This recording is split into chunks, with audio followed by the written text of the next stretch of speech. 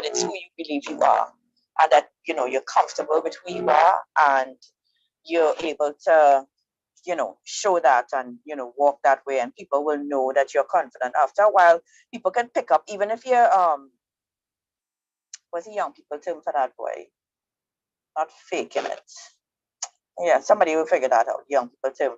Even if you put on a show out there, trying to make people think you're confident, actually after a while people make you out. But somebody who is truly confident in who they are, and truly feel, or I should say, content about themselves. Now, being content about yourself and where you are now doesn't mean you want to stay there, but it doesn't mean that where you are now, if you're not happy with it, it has to show, that the world has to know, right? So we're going to go through a couple things tonight. That would be more on the natural side, and then we do the spiritual side in another session. Is there anyone new on the call? I would like to say good night to you. If there's anybody new, just say, hey, good night. I'm new. It's always good to see new folks. As Celeste said, I'm a pastor. My husband and I pastor a church in Woodbrook. And with pastoring comes a lot of counseling, and, so I get a lot of insight into people's lives, and I guess why they do what they do, and see what got them to the place that they are. And so from talking to people over the years, ladies, I have found that even the Bible says it, that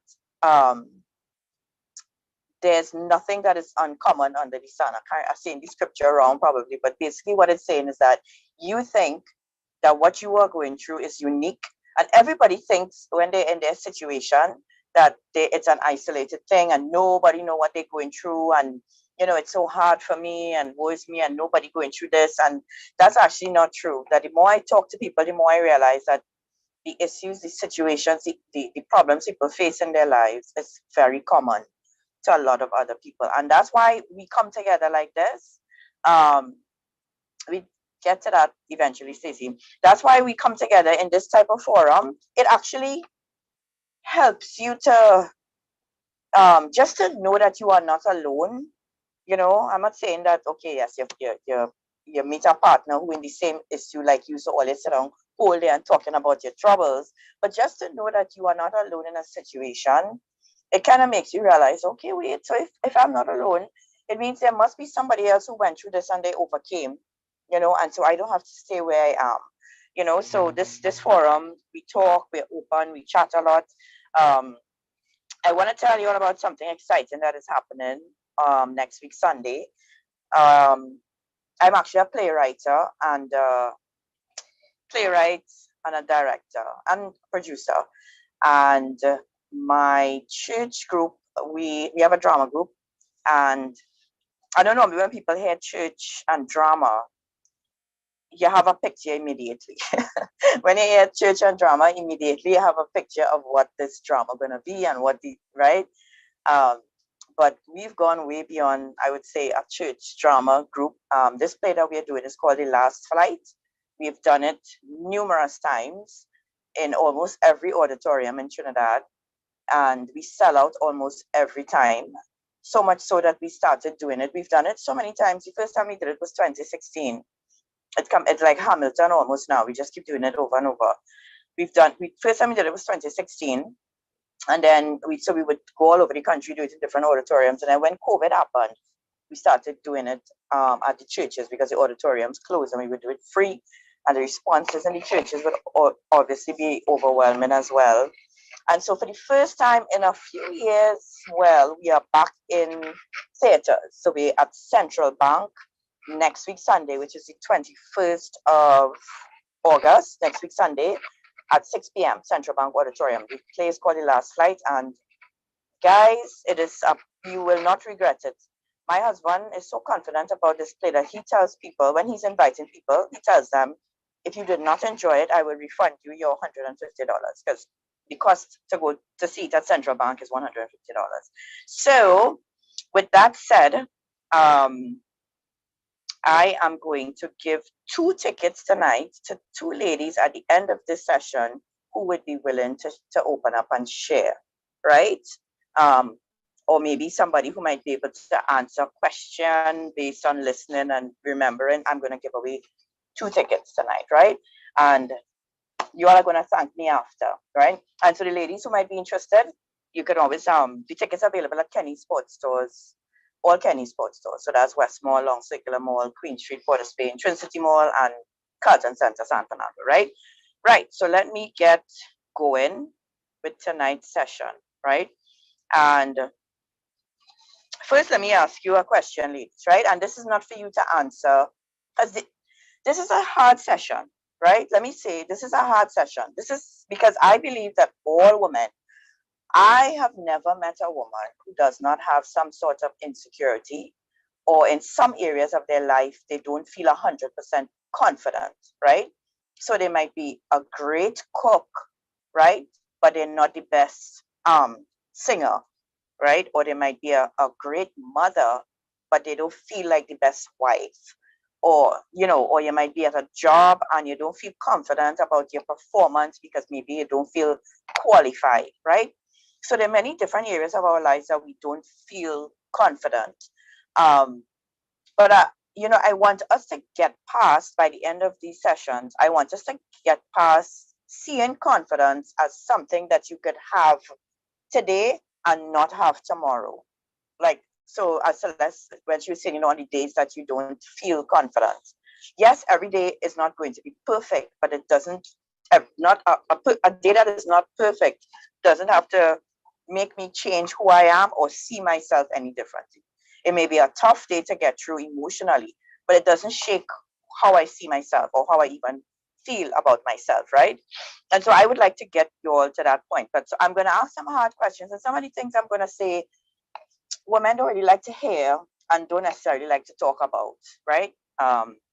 But it's the only way to get over, to get, us over being insecure about certain things, and, having a proper esteem about yourself, right?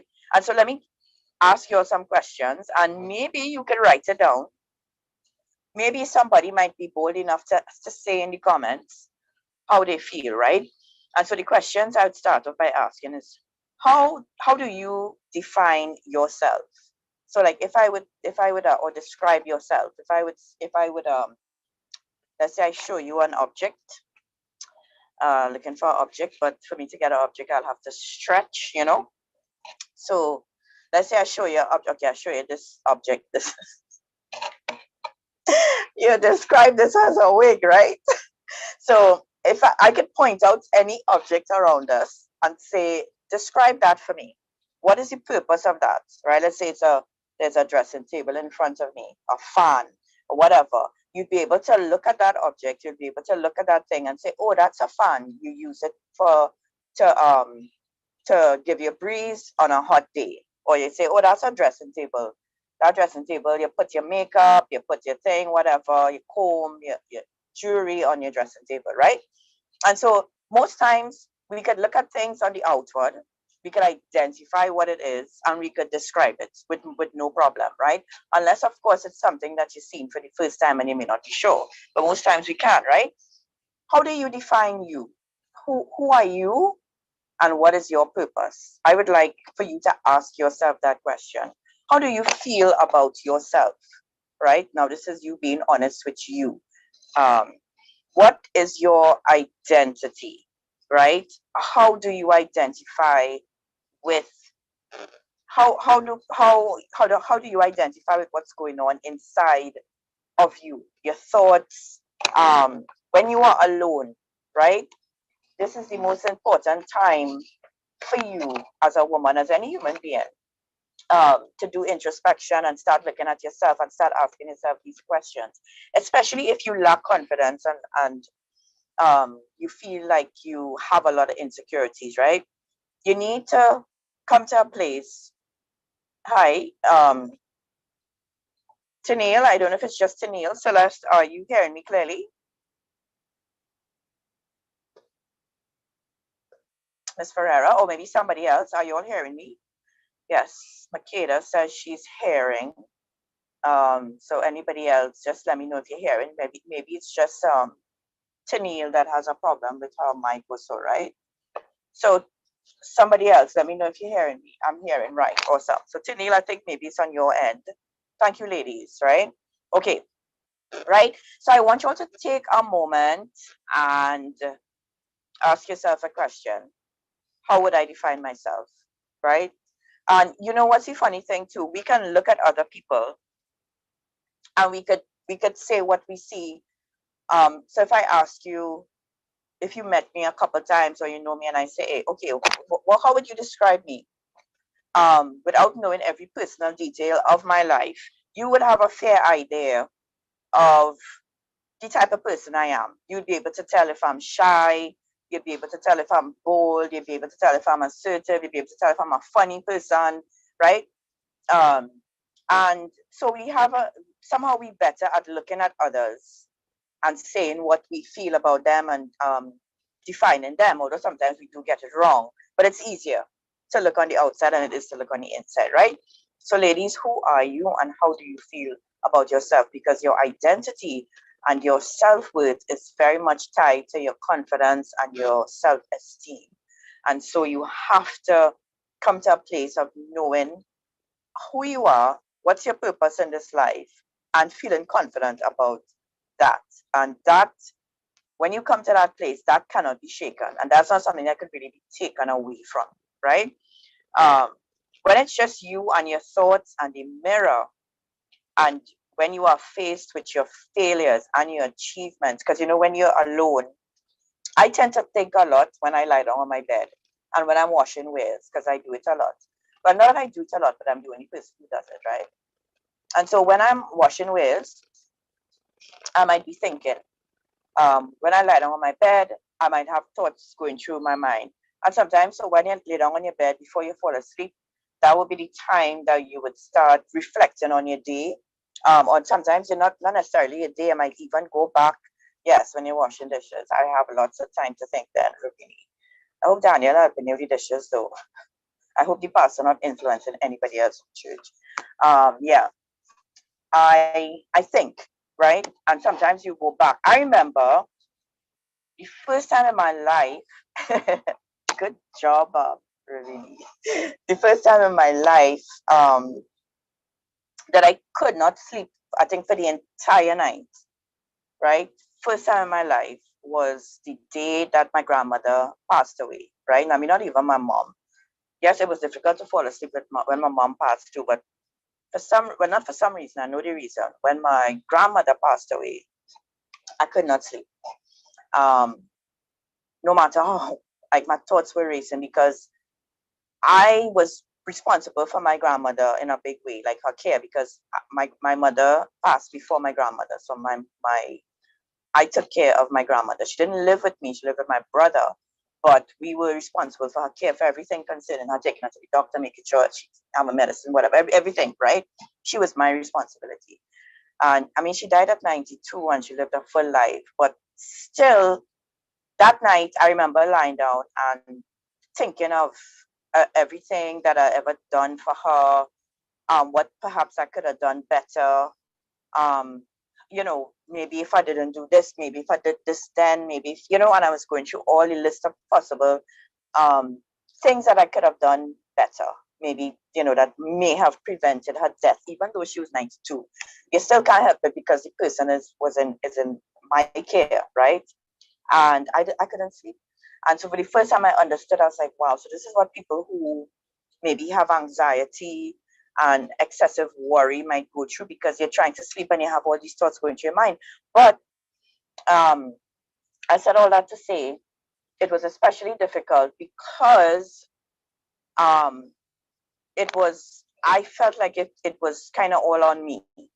You know what I mean? Right? And so I looked at it as, and I was thinking too, okay, was I successful in how I took care of her?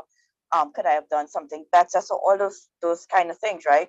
Um, and that was then, but I quickly after that, you know, the next day and in the days to come, you know, thinking back and looking back, I was like, you know, listen, we did well. She battled long, but it's just, you know, X and Y happen, and I mean, people, guys. I don't know if you all notice, but everybody dies. um, So once you have people close to you, especially if they're older, you're going to experience death in your family at some point, and it's a difficult thing, but you have to be able to manage it, right? Because you don't want it to affect your life after the person has passed, you know.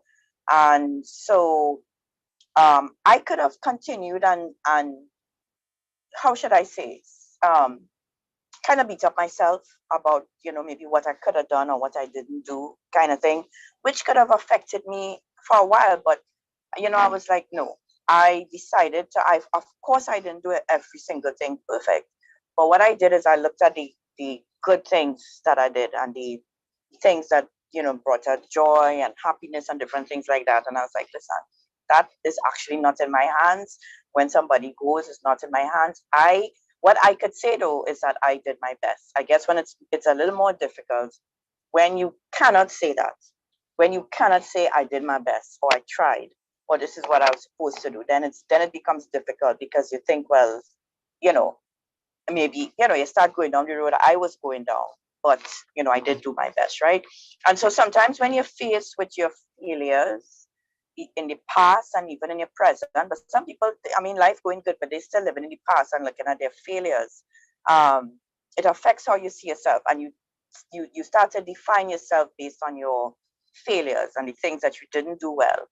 Um, and some people, their achievements on the other side, which is just as dangerous, guys. No, nothing is wrong with being proud about your achievements and stuff. But if you think that, okay, every time I do something good, it's okay for it to boost your confidence. Absolutely nothing is wrong with that. But then when you look to those things, when you know some people who are perfectionists and they always have to do everything good and they like being pat on the back and they get a sense of satisfaction when they do things great as everybody should. But if you only feel good when you do good, then what happens when you don't do so good? Right? You end up feeling depressed. You end up feeling, sometimes people end up hating themselves. They end up thinking, well, you know, even though they did so much good, that one bad, because you might have that kind of perfectionist mindset, that one bad thing you did or thing, failure throws you off, right? And so we want to have a proper foundation when it comes to our self confidence, and we want to know what it's really supposed to be built on, right? Um, and I mean, you think about your life. How many of you have allowed your failures or your trials, things that you've gone through in the past, to affect who you are today? Do you still see yourself as an? I know people who still see themselves as, let's say, Lisa, who didn't pass for her first choice. You're 20 something, 30 something year old, but that still somehow is affecting you. It might sound silly to you, but that is a lot of pressure, excuse me, on a young person. And that one moment in your life when you were 12 years old can go on and define who you think you are in the future, because I didn't pass my first choice, especially when, let's say, you're in a house with other siblings and they all passed for their first choice or they all did really well. Not that you did bad, but you just didn't do as good as them. And you allow that to define you and make you feel like you are always I'm the, you know, I'm just the middle child. I'm the black sheep in the family. You know, I'm not as successful as my brothers and sisters. And you go through your whole life with that thinking, right? Or you might see yourself as Lisa. I hope I have nobody here named Lisa. um, Sarana, your mic on. I mean, your camera on, Sarana. I don't know if that's on purpose. Yeah. You might see yourself as Lisa, the divorcee. So you may have gotten married early and divorced pretty early, and you go through your entire life bearing that identity of a divorcee, of someone who failed at marriage. That's how you see yourself, right? You see yourself as somebody who failed at marriage, and so you walk around thinking, I am Unika. Let me use my own name, Unika, the divorcee. Um, right? I'm sorry, I can't read your questions, but we will get to them at the end. Ladies, that's the some of the best parts of the show comes at the end when we address your issues, right? Or you see yourself as Lisa, the person who grew up in a poor family. You went to school and people bully you, you couldn't afford nice shoes. And so that became a part of your identity. And you see, even though you're out of the poverty, sometimes you're out of the poverty, yeah, but you go through your whole life trying to prove because you're so afraid of becoming poor again.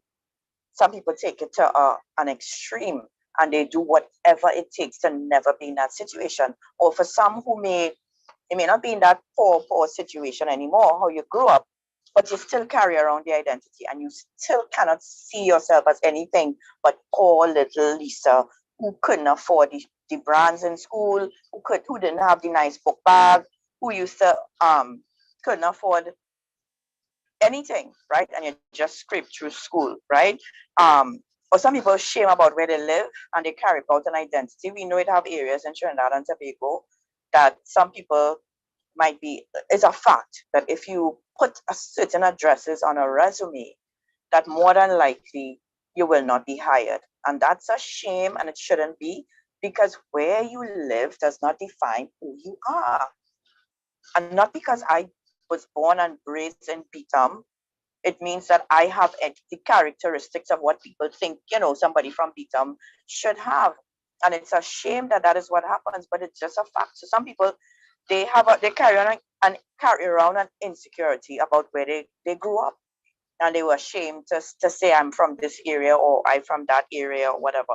Especially if you went to a school that most of the people from maybe a little more, middle class or upper class or whatever, and you might be, and some people carry. So these things that I mentioned, and it's just for you to start thinking of what the identity that you could still be carrying around, even today, even though, oh, my nose scratching so much. Sorry about that, right? Somebody who, let's say, did something bad in your past, you might have committed a crime. It was a one-time thing. That's not you anymore. It's, sometimes it's difficult for us to walk away from our past and separate ourselves from those incidents in our past and see ourselves now as a new person, as, that's no longer who I am. So you may have done something really bad that you never told anybody. It could be a crime. Some people walk around, okay, if you are a certain age and you're not married, even that is something that people would see as a stigma, or because you never saw yourself. Some people never saw themselves as the I'm sorry, I hope it not, like, and nobody identify with this, but you never saw yourself as the 40-year-old virgin. It had that movie, you didn't think that would be you. And so lots of things in life we can take with us, and it can define us, our identity. And sometimes these people, when people are carrying around their past and they're allowing it to affect their present and even their future, because not too long into conversations with them, it comes up. So I could meet you like today and we strike a little conversation. We end up in a little hour, 2 hour conversation, and bet your bottom dollar that thing that has defined you will come up in the conversation. Sometimes just not intentionally. It might just be they say, well, yes, well, I was divorced so much years ago, or yes, well, something would come up in the conversation because it's part of who you see yourself. All right. And it's part of it has shaped who you have become today. All right. And ladies, I don't want that for anybody. The Bible talks about forgetting those things that are behind us and pressing forward for the things that are before, right? And to reach towards a certain mark. You can never move forward in life. Ladies, please listen to me. If you are carrying around failures and issues and things that affected your life in your past, if you had bad parents who would speak down to you, who would tell you you'd never amount to nothing, you'd never get married, you will never be successful, you'd always be stupid, and these kind of things, at some point in your adult life, you have to realize my parents was whack. They had some loose screws or something, but their issues not supposed to define me. And I know that what they said, I'm not going to allow what they said to shape my identity and who I'm going to become in my life, right? Because not all parents have it together, and some of them could really mess you up, right? Really, really mess you up. Another way that people could be messed up, right? It's not necessarily parents who might be telling you those things, but parents or anybody that you look up to who put extremely high unreasonable, unreachable expectations on you. Like, let's say you grew up with parents who were perfectionists and they always wanted you to be first. You always had to win every race. You always had to do the best projects. Listen, just today, my daughter and I were reminiscing on our parents in her primary school. Listen, I wish that one day the school would give her the prize for the projects. Like they would just bypass the child and say, listen, you did a good job. Because ever since first year, how many of all you have children and you had to work with them with the projects? Like these ridiculous projects that no 5-year-old or 6-year-old can do, right? That I have to sit down and do a whole project, right? But listen, Olia, let me tell you something. They're giving you a project for a 5-year-old to do.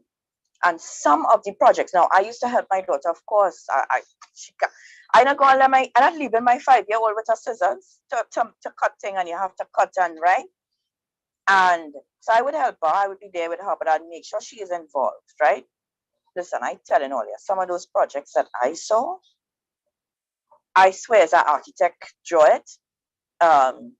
Yeah, the project is for the parents, it's not for the children at all. I find I should have get awarded, not my daughter, right? But some of them things, I swear, architect, they went and get an architectural drawing done and they got a construction team to put it together. Because when I walk in with my little project, my practical project for my 5-year-old, and I watching their own, they have it in parts. It's so much pieces, right? That you had to hold it in parts. And I'm like, oh my gosh, I feel like, oh my gosh, what is this, right? And sometimes it's just the parents, they're overachievers and they want their child to be the best in everything. Who don't want their child to be the best in everything, right? I want my child not to be better than everybody. I want my child to be the best that she could be. And if her best is not better than her classmate, I accept that. Once you are doing her best, that's what I instill in my daughters. I give you push yourself to your limit. And there might always be somebody who could go further than you, or who might their best will end up looking better than yours. That's okay. But some parents not willing to accept that, right? That some parents are willing to accept they want their child to look the best, do the best in everything, and that puts pressure on a child. And those type of adults, you see, children who grow up like that, they become difficult adults, right? Because it's difficult for any man to live with a woman who have that mindset of a perfectionist and want everything perfect all the time. And if you fall short, it's a big deal. And it also puts pressure on the children, right? I don't know if any of you grew up with a parent like that, but it's a pressure, right? And so somebody who grow up like that and might continue on in their adult life with that mindset, trying to be the best at everything. That person might look to you as though they're confident on the outside, but there's probably a war going on the inside, turmoil on the inside, right?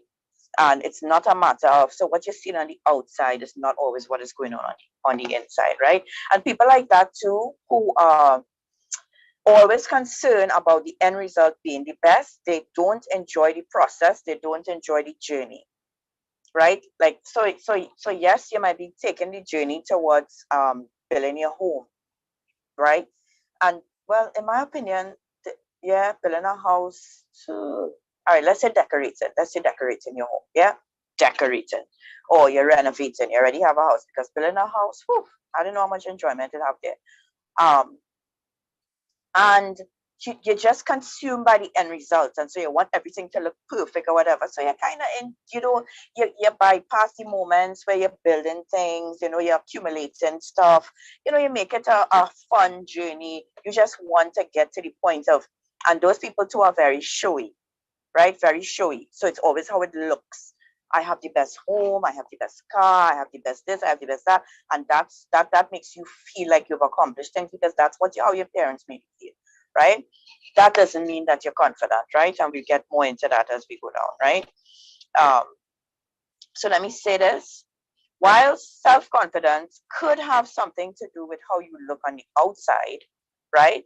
It is actually more about how you feel about yourself on the inside. It's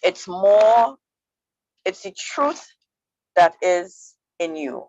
It's really not so much about the outside. Because, ladies, I if I tell you all how many times I've spoken to beautiful young ladies, right? Much younger than me, in counseling, talking to people over the years.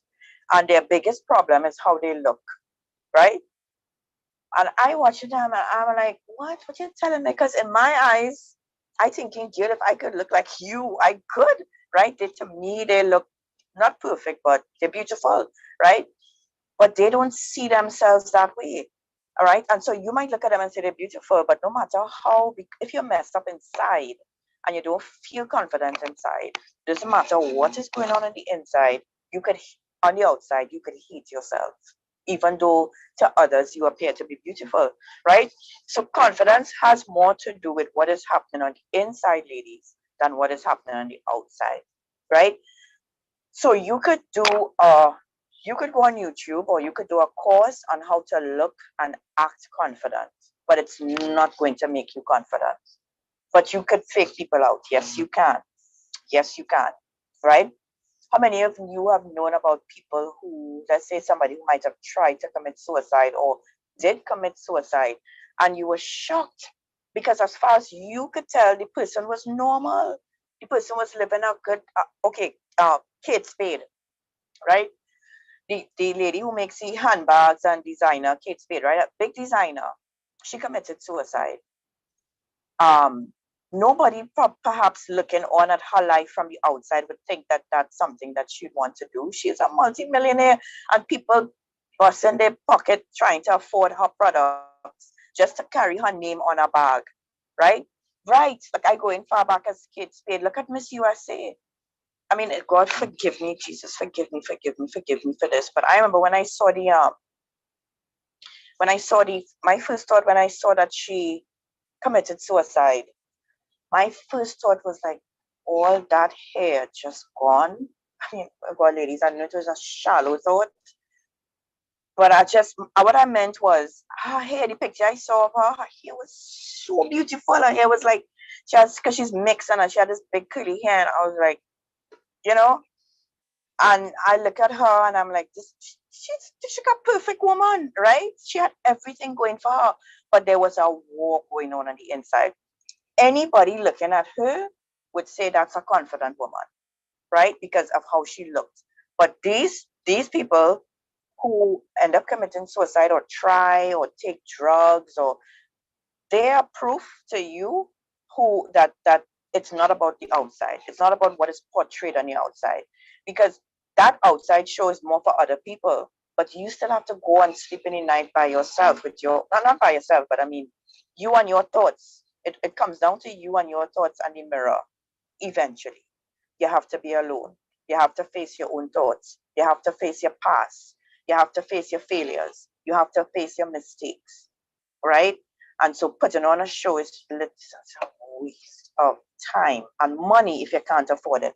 Because some people will spend money they don't have to portray a certain image of themselves on the outside, right?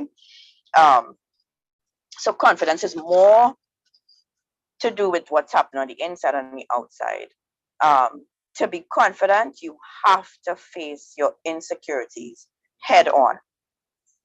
No, you have to. Yes, Robin Williams. Yes, he's another one that surprised me as well. Robin Williams committed suicide. That was really tragic because you're right. He made people laugh for years. Imagine making people laugh was your life, was your job, was your purpose. You were paid for it. You became rich off of it, and you couldn't make your own self laugh, and you couldn't make yourself happy, right? So, guys, that tells you that there's more, right? And that, you know what it also tells me, and it should tell you that the show is not worth it. It is not worth it, right? The show is for other people. Because even though you're doing it, and sometimes people say, well, I buy this to make myself feel better. You feel better for all of 10 minutes. You feel better when you go out. Let's say you buy a handbag you really can't afford, right? And when you go out and 100 people say, oh my gosh, look at that handbag, where you got that handbag, oh my God, how much you pay for that, girl? How you can afford that? Oh my gosh, it's so nice. Where you get it, right? And in that moment, you feel good, but when you go home, you still have to deal with you, you know. You still have to deal with you while the handbag in your cupboard. you on your bed still feeling miserable, right? So just find something else, find the truth, right? Get us something that will give you a real solution to get you out of um, that way that you feel about yourself, your insecurities, right? Um, so here it is. Listen to this, ladies. Right after this, I'm going to give you some points on what you would see. Okay, these are just natural things that 10 things that would help you to tell if you're on the right track to being confident, like for real, you know, not the fake confidence, right? You all agree with me that people put on a show? Talk to me in the comments, right?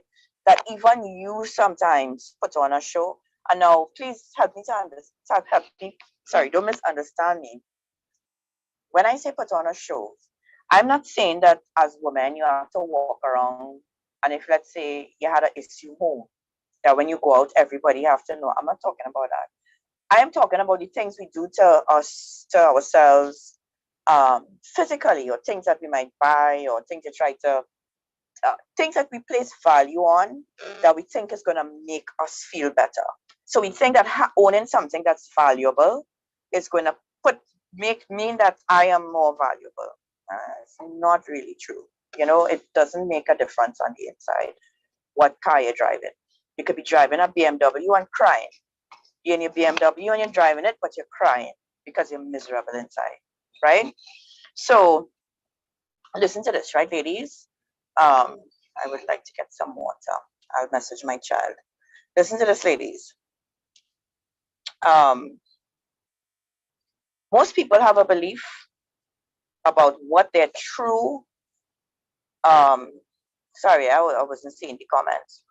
Most people have a belief about what their true potential is, and it doesn't matter what you tell them, that if it's different to what they believe, right? So most of you right now, you think you know what you are capable of, and you think you know how far you could go. You think you know what your true potential is. You think you've tapped in. You think you have you figured out, and so you think that basically you think you know your limits. I know what my true potential is, right? And no matter what anybody tells you, that's what you. It's not going to change, right? Now, what you believe about yourself and your potential, it affects how much action you take in any situation. So if I believe that I'm limited in certain areas of my life, I take limited action, right? So whatever task put before me, I think I've already adopted this mentality that I could only do this much. And so I would put out this much in action, right? And of course, whatever action you put out will affect the result, correct? Right? So if you put little action into it, you're going to get a certain amount of results. You can't expect to, let's say academically, you you have identified yourself as a C student, average, right? You're C, maybe sometimes with a push, a B plus, but you see yourself as a C average person. I'm a C. This is what I'm capable of, because every time I sit exams over the years, I always end up in that average grade. That's what, because you believe that firmly, that's how much effort you're going to put into your work, because it's what you think you can achieve. So when it comes to studying, understanding, you've limited yourself and you stick within the C. And if you do that, it will affect your results, right? And unfortunately, the results reinforce your belief. So when you put in the C effort and you end up getting the C mark, you tell yourself, you see, hey, that was clever. You see, I know I'm just a C, I'm just an average. I told all I was gonna get a C. As always get a C. Or let's, it might not be an exam, but whatever it is, right? Because of the limited amount of effort you put in, you get a certain result, and you tell yourself, um, at the end of it, I knew it. I knew it. This is all I could do, right? I'm telling all you, do expect nothing more from me, right? Because all my life, this is where, right? And so it's a vicious cycle. And it's people who have that belief about themselves, tend to do that over and over and over again. And so every time the results come out, it sort of reinforces the beliefs that you have about yourself. When in fact, it is the amount of effort that you put in that you are. Listen, the Bible has a principle that whatsoever man reap, that he would sow. What you reap, you would sow. If I put in X amount of work, how in the world am I going to expect to get X, Y, and Z out of it? If I put in X, I'm going to get X, right? If I put in so much effort into anything, how can I expect what? I mean, you're looking for a miracle throughout your life.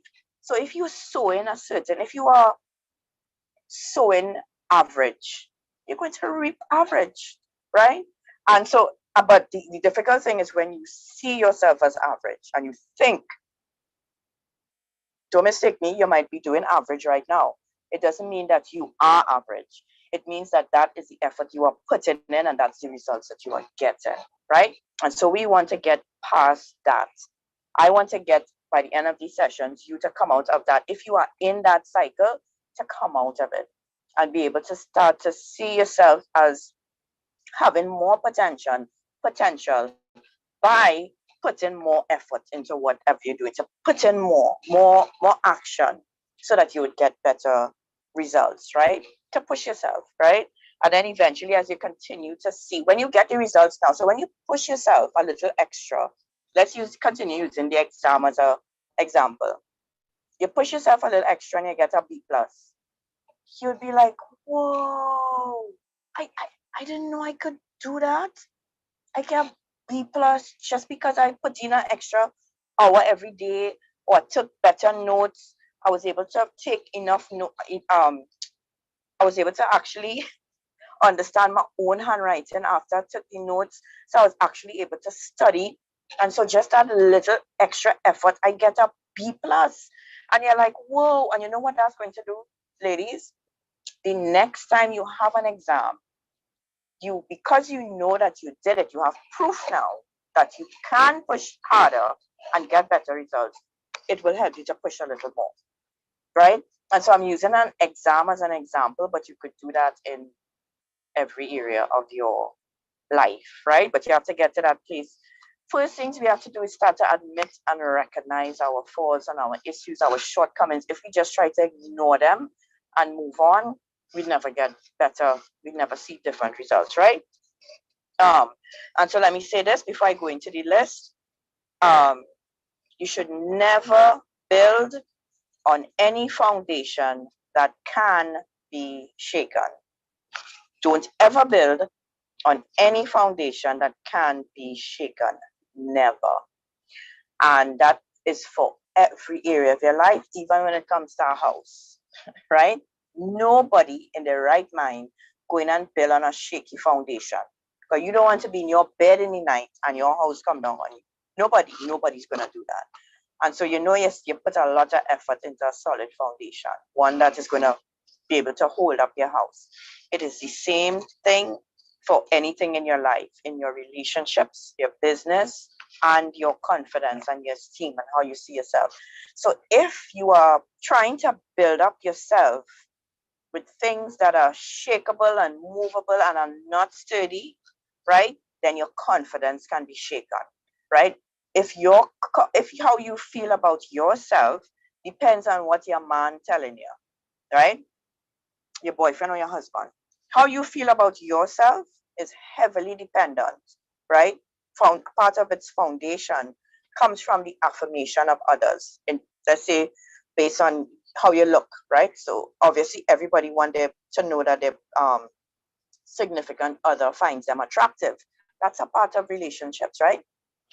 But if perchance, let's say a day, right? Let's say you meet your boyfriend, whatever, and tell you, girl, you're real hot, girl. Hey, you have it together. You this, you that, and you're feeling all that. Oh my gosh, I'm the best thing. Oh my gosh, I'm so good looking because my boyfriend tell me I'm good looking or whatever, right? And all you have a fight or you fall out or whatever. Or, God forbid, let me say you put on some weight or you lose some weight. Let me say you like you because it was thick and nice and shapely, right? And you get COVID, God forbid, and you lose 10 pounds, right? And when he see you now, he say, yo, auntie, you gonna eat some food now? You looking like a rake, so right? Or the opposite happened, right? You put on some weight, let's say you get married to him, and he was like your physique, always telling you how good you're looking, and you had twins, and your physique turned to a freak seek. But I shocking stupid story, right? Yeah, your physique go on whack because the children mash you up, stretch up your belly. You have stretch marks on your belly. You can't do anything about that, right? I mean, yeah, you could do stuff, but right. And he started to complain now about your weight. You're too fat. You're too right. But you had built your whole confidence about yourself based on how he make what he tell you. And so now that he changed his mind about you no longer feeling confident about yourself because that was your source of confidence. Him, right? Or for some, it could be your boss telling you you're doing a great job, you're doing a great job, and you go home always feeling like the star employee. I'm doing a great job, I'm the best, I'm doing a great job, and you'd even, you'd be like a little peacock in work. I'm the boss's pet, and I'm doing a great job, I'm doing a great job, I'm the best. And the day he tell you, what stupidness is this? What kind of what school you went to? And insult you, right? As some Trinidadian bosses do. Um, it mash you up. It mash you up. Confidence gone. You're going home. You're crying for 3 days. You don't know what to do with yourself because your confidence and how you felt about yourself. It wasn't. It wasn't something that was there before, internal thing where you had words in certain area. It was because the boss kept telling you, you're doing great, you're doing great, you're doing great. And so let me tell you something, ladies. This is a great tip. You cannot build your confidence and your self-esteem based on what another human being tells you. Human beings are unreliable. They change. They are not perfect. They like you. You're not perfect, right? Um, they could be one way today and another way tomorrow. They could leave here. They could all kind of things. You cannot. Yes, teachers. Oh gosh, I remember a teacher mashed me up a little bit. She mashed me up a little bit. She mashed me up a little bit. I ain't gonna lie. I was doing bad in geography. I was doing bad in geography. You know, when you're reaching Form 3 and you start to think about the subjects you're going to take, right? For CXC. The ones that you know you're not doing, you start to slack off on. Well, that was me. That was me, right? Guys saying, why put effort into this one? Me ain't doing this for CXC, right? And so geography was one that I totally just, it's like, I'm not wasting my time learning about the capitals in any countries, right? That's geography. I'm not drawing no river map. I ain't doing all that, right? I ain't doing it, right? No map with no river, and I ain't coloring it, and I ain't saying what, right? All I'm saying. And so my teacher started to realize, and one day she insulted me bad, right? As Trinidadian teachers do. She insulted me bad in front of the class and thing. And we had a project coming up, right? And I ain't gonna lie to all you, because of how I felt when she insulted me, right? I put real effort into that. I put this into that project. I wanted to prove to her, but also kind of to me too, because she made me feel bad. I ain't gonna lie, right? And I kind of look up to her. She was a pretty teacher, right? Um, yeah, you know when girls they Trinidad teachers, yeah, boy, they're rough. Um, and young girls, you look up to anybody you think pretty or whatever. And so I want to prove to her and to me that I ain't a waste of time, or I could do it. I could do it. I know the work, and I did. I got, I think I got like close to, I think it was like, I remember it because it was a significant thing for me. I got to the late 80s, right, in the project percent. And she was like, wow. And she did praise me and stuff and whatever. And she was like, whoa, good job, Emil. That's my maiden name. Good job, Emil, and things and whatever. And I felt better, right? I did feel better. It made me feel better because I know I could do it. And it's like I proved to myself that I do it. And I wanted her to take back she words, not to eat the words, right? But it had another teacher who, same scenario. This was sewing, right? Same scenario, and I did not care about sewing. Don't waste my time. Don't give me no blooming project to go and do for sewing. I'm not going to sew nothing in my life except a button if it bursts. So don't. That's how I felt about sewing, right? A waste of time. I mean, that's for me, right? And she gave us a project to do, and She used to tell me all kind of things. That woman used to tell me all kind of thing, right? But again, because of all the crap she tell me, I say I'm gonna do real good. And I really listen. I remember what I did. It was a crochet flower that I did. And I was enjoying doing it and I did it great. I frame it and everything, whatever. And when I hand it up to, unlike the geography teacher who praised me and said, wow, you mean you did good and stuff. She said, you think I chip it out? You think I go and believe you do this? She said, you think I go and believe you do this? So I was like, it's a lose-lose situation with this woman, right? Yeah, it was a crochet flower and it was very intricate. It wasn't like no big crochet. It was something my mom bought for me. So I had the printed pattern and you had to follow it. It was color coded. I remember it because I put great effort into it because I wanted to prove to her that I could do it. She didn't believe me. But that didn't bother me because it was sewing. So I was like, whatever to you, yes, but I put my effort and so teachers could really mess you up. Teachers could really affect your identity and the words that they speak to you is a serious, serious thing, right? But you should not allow human told you get an engineering diploma is too difficult because you didn't achieve it. That's mad. Yeah, for sure. Um, don't don't let another human being hold the keys to your confidence in their hands or their don't do it. Human beings, don't do it. No human. Okay? Please, ladies, right? Um, for any area of your life, right? Almost anything that you try to build your confidence on in the natural could be shaken, even if it's on your own abilities that you really do have. So you could be the best. Did I say best? You could be the best athlete. That was a combination of best and athlete. You could be the best track and field runner, and you went up for Trinidad and Tobago, and you win the gold medal, right? But you get an injury, right? And so let's say your confidence and who you were and everything was tied to that ability, that track and field, right? But you injure yourself and you can no longer run, or you can no longer run as well, right? If that was what your self confidence was built on alone, that is, can you not see how that could destroy somebody's esteem and their confidence and get them to a place of just almost giving up because everything that you had was built on your ability to be the best track and field runner or whatever ability, right? And so it could be anything, right? I use track and field, but anything in the natural that you say I'm building this is the foundation for my confidence, it can be shaken. Your husband, your job, excuse me, anything, even an ability that you have, right? And so that should tell your ladies, right? And that should have you thinking, well, what it is I going and build my confidence on then? If I can't be my mother, my father, my brother, my sister, my abilities, what could it be on?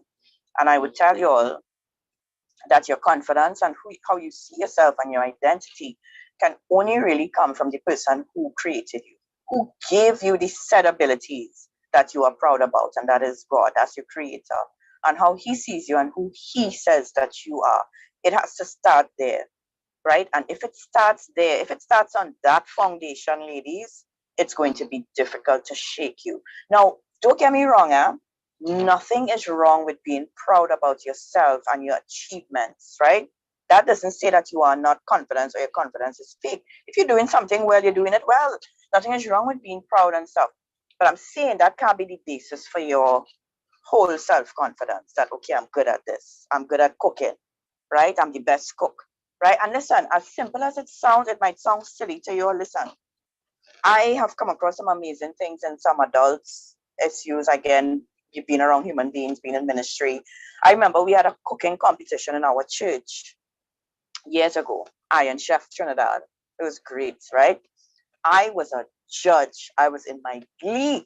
I got to taste all the food, right? Anyway, so one of the ladies had a famous dish that she would do. And every time she did that dish for us, everybody would praise her. And they'd be like, this is the best. Let's say it's callaloo. This is the best callaloo I ever taste, right? Everybody would tell her that. Every time we had a lime anywhere she cooked, everybody, listen. And they would be like, and the fellas would beg her, oh gosh, make your callaloo for me now, make your callaloo for me now, you know. And so she was like, okay, she walked around thinking I'm the best cook, right? However, when she entered the Iron Chef competition, she did not win, right? Now, you all know, if you any of you all know about Iron Chef and these cooking shows, the judges have to critique the food as part of it. It's a competition. So when we taste it, we saying, well, okay, the reason why I think maybe a callaloo didn't have enough salt or the consistency, and we, you know, she did not win. Right? I think she came second, right? And that big hardback woman, ladies, left the building crying and upset and saying she'd never cook anything again and never enter another competition in her life, cooking competition, because she came second, right? I'm not even joking. And so you tell me, what does that tell you about where her confidence lie and what her, you know what I mean? It's if she could get so upset by coming second, it, to me, it says a lot. It says a lot. It shook her confidence and it made her feel less than. So it's one thing to say I come second, right? I didn't win, but that don't mean that doesn't affect me, how I see myself. Doesn't affect my confidence. It doesn't define me. I'm not Onika, the one who came second. I don't walk around saying, okay, somebody better than me could cook better. I lose. Okay, I lose. It means your food tastes better than mine. It don't mean my food didn't taste good either. But that showed me a lot, that adults can walk around with a lot of insecurities and things that might seem to you like strengths, but it's actually insecurities, right? I saw a saying recently where it says the only way to know if you're a true winner is if you lose well, if you're able to lose well. So some people, when you win all the time and when you come first all the time, everybody can say, oh my God, yes, I came first, I'm the best. But the day you come second, how you react to that will actually say if you was really a good winner in the first place. Because if you could come second with grace as well, or not win with grace and poise and style and congratulate the winner. She didn't even congratulate the winner. You know what I mean? So that says a lot, right? So ladies, we gotta work on these things, right? We're not in this life is not competition. It's not to see who could cook better, who could look better, who could live in a better house, who are the better man. If that road is exhausting, or they really want to go down that road, it is exhausting, right? So don't. You do the best for you and your family. Don't be concerned about what anybody else do. Listen, if I was to go down that road in the neighborhood I live in, we must say the poorest. I think we're the poorest. I don't know. I think so. I don't know. I don't care. How that go and bother me? I can't keep up with them. I'm not even gonna try. I'm not even gonna try. Just living my life, doing what I had to do daily. So it's not a matter of, who. It's not supposed to make you feel better if you could keep up with your neighbors, or keep up with your girlfriend, or keep up with the latest phone, right? Keeping up with the Jones, and you can half of the women trying to keep up with the Kardashians, or they can afford that kind of plastic surgery. No. We feel all of that is natural. No. Right? So stop it, right? If you are low on confidence, you may have been feeding off of the wrong source. And what you thought was confidence proved to be shaken and really not confidence. So if your source could run out or your source could change their mind, wrong source, right? Wrong source, ladies, right? And so the next time we meet, it won't be next week Monday for several reasons. One, it's my birthday. I'm going to be 50 next week Monday, and it's going to be the night after the play, and I just would want to just perhaps sleep, even though it's my birthday.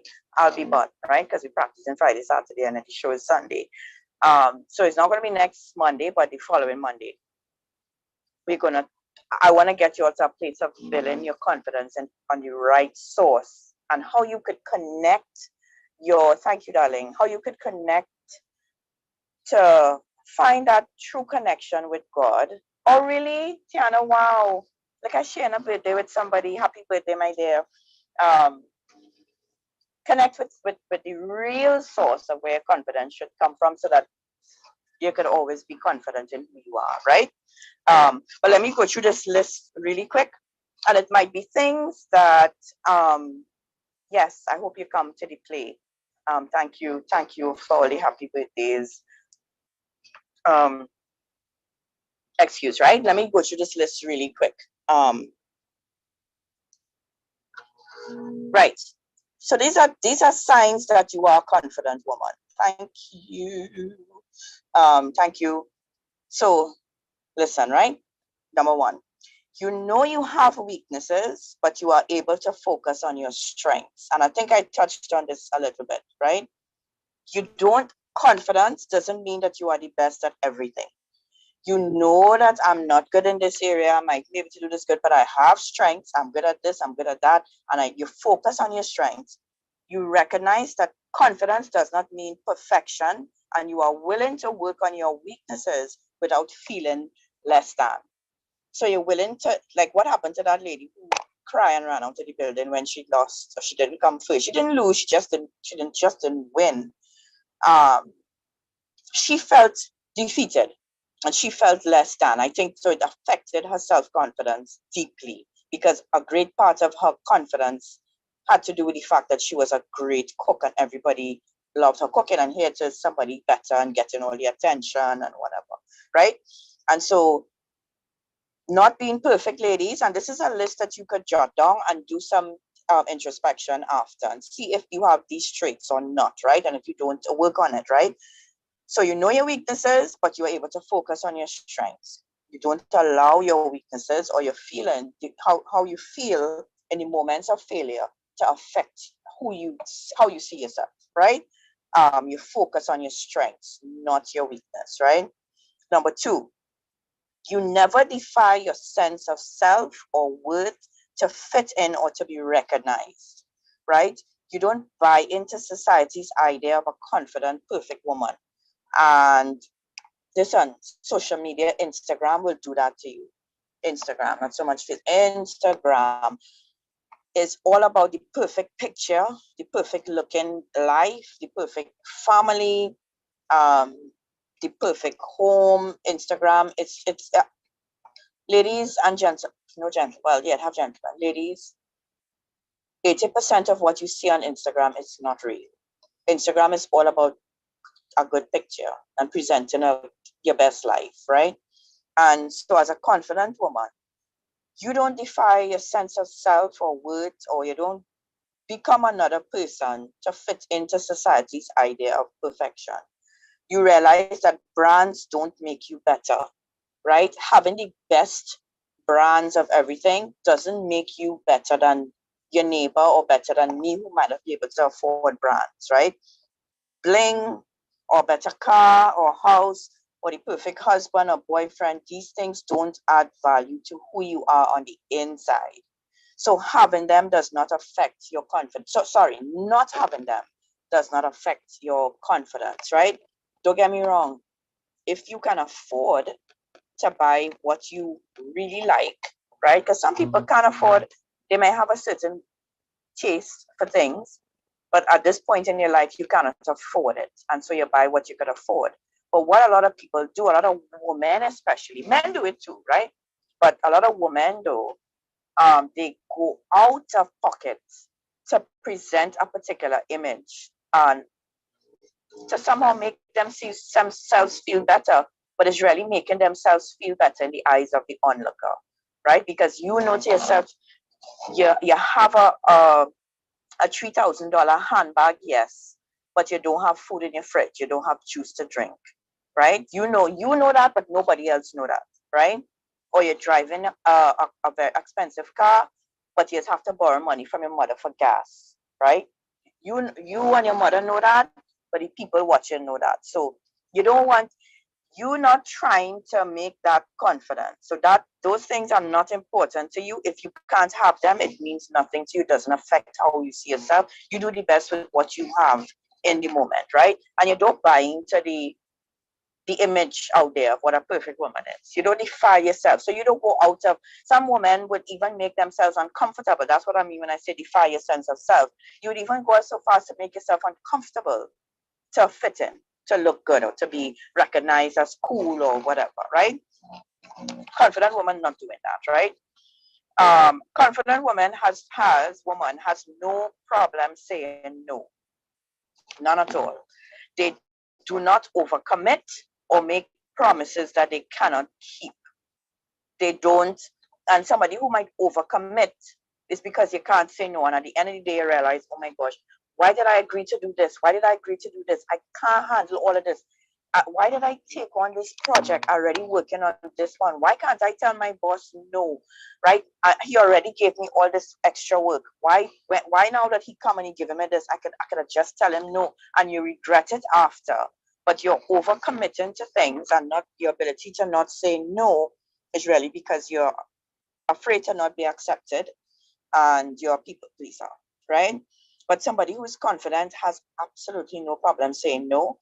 If um, sometimes people don't always understand, also the confident woman can set boundaries and understand when somebody's overstepping those boundaries, they're not afraid to tell them either, right? Sometimes people try to stretch you beyond your limits, or they take you off course, even off course from your purpose and something that might be important to you to help them. And you realize, wait, okay, yes, as much as this is my friend and I want to help them, if I do this, it's going to jeopardize this that I'm doing that is important to me. And you're not afraid to say, well, no, I have something important to do. That doesn't make you a bad person. But if it make your friend not like you, then you just did a nice filter there and you got rid of somebody who was not a genuine friend, right? Easy way to filter friends. Start saying no, right? Only a confident person, woman, can do that, right? They are not afraid. This is number 4. They are not afraid to ask for help, and they are able to admit that they cannot accomplish their goals without help, without asking for help. And asking for help does not make you feel belittled, doesn't make you feel less than, right? So you might think the opposite of a confident woman, she could do it all on her own. No, confident woman have no problem saying, watch me, I need to get this done, that done. I can't do it. Can you help me? Or I'm having trouble in this area. Because you're confident, you're able to say. Remember, one of the first one was focusing on your strengths and not your weaknesses, but being able to recognize your weaknesses and willing to work on them. And so, if you're confident in yourself and you realize you're weak in an area or not, you don't have to be weak, but you need help. Nothing wrong. That's not doing me anything to ask for help, right? Doesn't make me feel bad, doesn't make me feel weak. I don't feel it makes me look incapable. I just need help, right? Um, so you might think it's a feather in your cap that you don't like to ask for help, but it's actually not. It's actually a sign of weakness and not strength, ladies, right? Um, you understand number 5. You understand your emotions and you are able to own up to them. You are able to express them without being offensive, and you are not afraid to own up to your mistakes, right? You don't use your emotions as an excuse to be obnoxious. You recognize them, own up to them, and be able to face the music when you make mistakes. Be able to admit, listen, it takes a type of confidence for somebody to say, I was wrong, I messed up, I'm sorry. It's not strength to not say sorry. Don't think that somebody who never says sorry or admits to being wrong is a strong person. No, that's a very weak person. That's a weak person, not a strong person, right?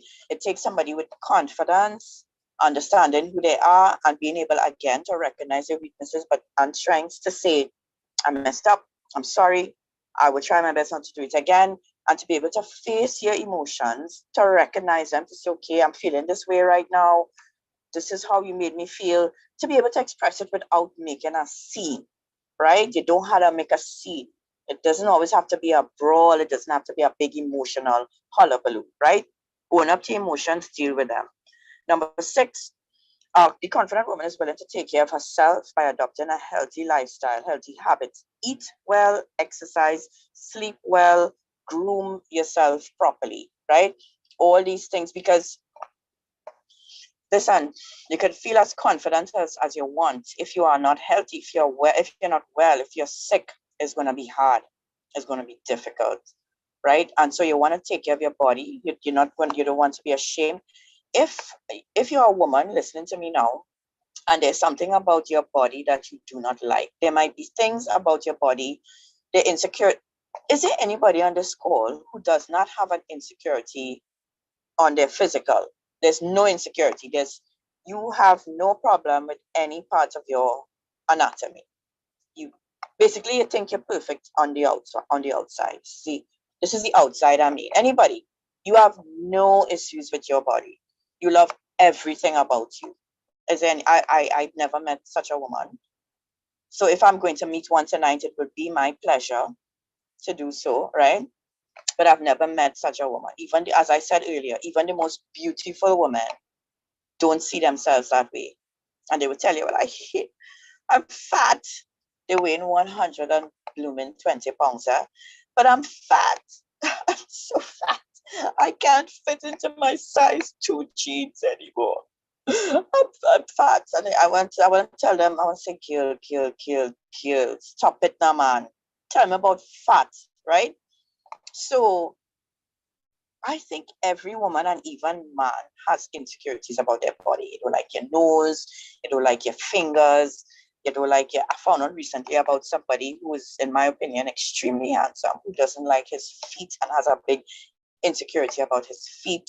Some people, they don't like their hair, they don't like their skin, they always hide in some part of their body because they don't like it. And oh my gosh, the insecurities on the outside could be endless for some, right?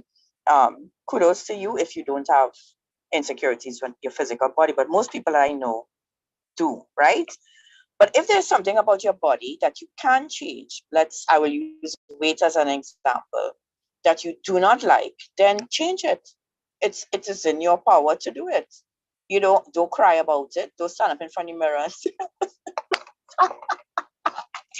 I can't fit into my clothes, right? Yeah, I'd accept this is me now. This is me now. This is my 160-pound self now.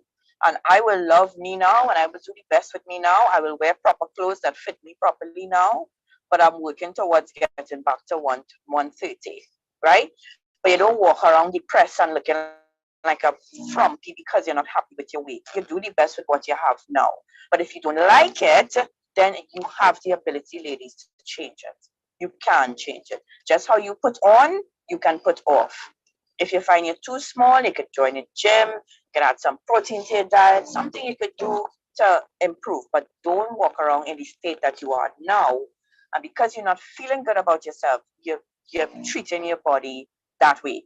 So because I'm feeling fat and I'm sucky and I look that way, right? I'm not trying to offend anybody. But because you feel depressed about how you look, it shows. So you look anyhow, you dress anyhow, your clothes not fitting you right, you're refusing to wear new clothes, every button ripping in the front, right?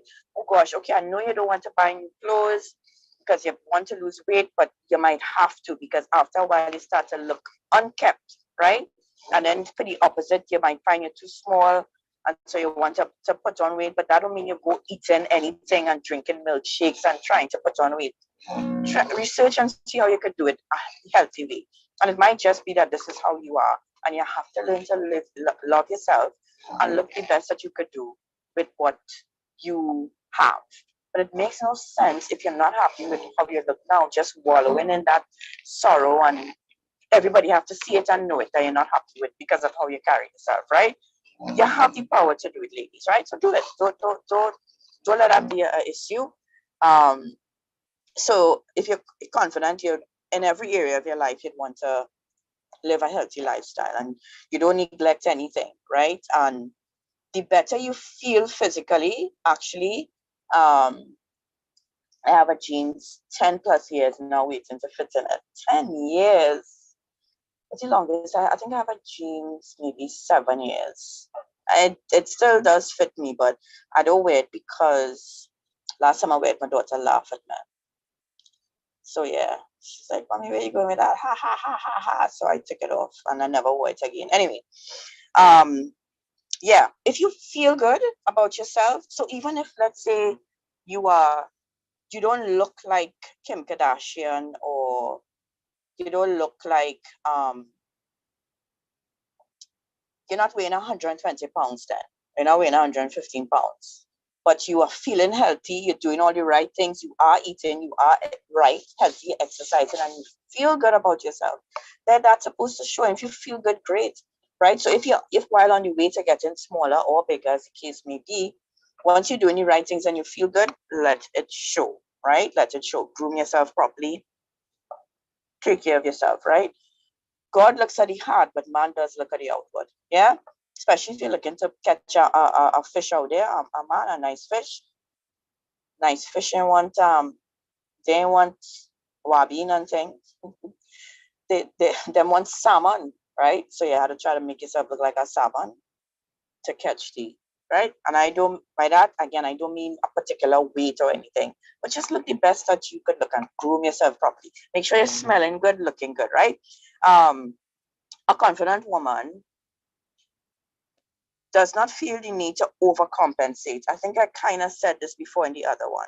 To overcompensate by buying expensive things or um, being okay, makeup. Some women only feel confident when they're wearing makeup, right? I personally think that's a bit sad, right? I think that's a bit sad because makeup does transform you and how you look. And if you only feel confident when you're wearing makeup, it means you're not confident at all. It means you're not actually comfortable with who you are. You're not actually comfortable in your own skin then, right? And so you don't feel the need to always overcompensate. I have nothing against makeup. I think it is I'm not sure what century makeup was invented, but it is one of the best inventions in the world. It has helped millions of women over the years, and I'm for it. I'm for it. I'm not against it, but I'm saying that if um, you only feel confident when you are made up, and that let's say somebody see you by mistake without your makeup, is that you actually feel shame. Or some people say, I feel naked without my makeup. Like, I don't want anybody to watch me because I don't have my foundation, I don't have whatever it is. Um, that I wouldn't want to live like that, right? So don't allow those things to be what your confidence is built on makeup and eyelashes and lipstick and all these things, right? I ain't saying it don't help, but it helps. Somebody's mic is on. If you could mute your mic, please. Last two. Number 8. A confident woman never belittles or talks down or treats another human being poorly. No matter who you are, what you think you have accomplished, what you have, whatever, whatever your status is in life, whether you're low or whether you're high, you you don't treat others in a particular way to make yourself look better. So you don't belittle or push somebody down so that you could come up. You don't talk down to people, even if you're in a managerial position. There's a way to address people. There's a way to, if you have to correct someone, an employee, there's a way to do it without belittling them. When you go out and you have to deal with, go to a restaurant and you have to deal with these servers, you don't speak down to them. Listen, there's going to come a time in life, ladies. People have come from all walks of life on earth, and life ain't fair all the time. Some people start off at a disadvantage and never able to catch themselves, right? Some people are able to come out of situations. But there's going to come a day where we are all going to be on equal plane, where we all going to stand before God and give an account for our lives. And a big part of that is how we treat others, because God talks to us about one of the most important things, the primary thing to God is love and how we treat others, actually. And so talking down to people, belittling people, treating people, showing people favoritism based on class or status. That's a confident woman could talk to anybody. They could have a conversation with anybody from any race, background, class. It doesn't matter, right? You don't have to feel like you're better than somebody because you have more than them, or because somebody has less than you that you can't relate to them. Rubbish, right? Rubbish. And a lot of times people who do treat people like that, they actually are insecure. And that to me is a sign that you are not confident in who you are, right? And so you never treat another human being poorly for any reason. Don't disgrace anybody. Even if they did something wrong, there's a way to correct people without bringing them down, right? Um, never This is one people overlook. Number 9. I actually just realized I don't have a number 10. Never overshare, right? A confident woman never overshares or, well, in today's world, or post anything too personal about their lives. You know, there are people who put things out there on social media. All right, there's some people that I know. I always know when they have a problem. I always know when they're going through issues in their life because it's always out there. It's always put out there. So you know, it's never, you always know, right? Um, or sometimes you're in a crowd and you are oversharing. I'm not talking about talking too much, right? That's another issue. I'm talking about oversharing, saying too much personal things, talking up too much about your personal life. One thing you should never do, any of you married ladies here, don't talk your personal business with anybody when it comes to your husband. Nobody, except somebody, of course, you look up to, that you're confident that this person has your best interest, and you get an advice from them. But you do it's actually to me a little shameful that a woman could just open up her mouth in front of almost anybody and say negative things about her husband, her home, or even her children, or even bad talking your boss, things like that, right? You don't overshare. Um, a confident woman manages her personal life without the need for other people's acknowledgement or validation or guidance, right? There are times for guidance, but it's not every time that you have to put everything out there. You don't put too much out there, right? I don't have to know every time you and your husband argue. Sometimes it'll be little codes, but you could figure it out that this is our wife throwing words for her husband, or this is our girl throwing words for she best friend. Look like she and she best friend fall out, boy. Look what she just posts up. I should never have to deal with that. I should never have to see that, right? If you're confident, you don't need backup. You don't need I don't need your backup. I don't need nobody on my side. I don't want nobody ask me what going on. Right? Sometimes that's why people do it too. They overshare and they talk to people, come and say, well, I didn't know you're going through all that. What thing? I don't need I no, I don't need your backup. I don't need you to call me and ask me what's going on. If I need help, remember we spoke about that, I will reach out to you. But as a confident woman, you're not throwing things out there and just being careless with what you say, and putting your business out on the street for everybody to know, right? Please don't do that, ladies. And I know that the world is set up now, social media is set up now perfectly for that. To That's an easy thing, to just put everything out there. So that brings me to the end of the list, right? Not next week, week after, we will continue. But I want, remember, we have 2 tickets to win, right? I want you ladies now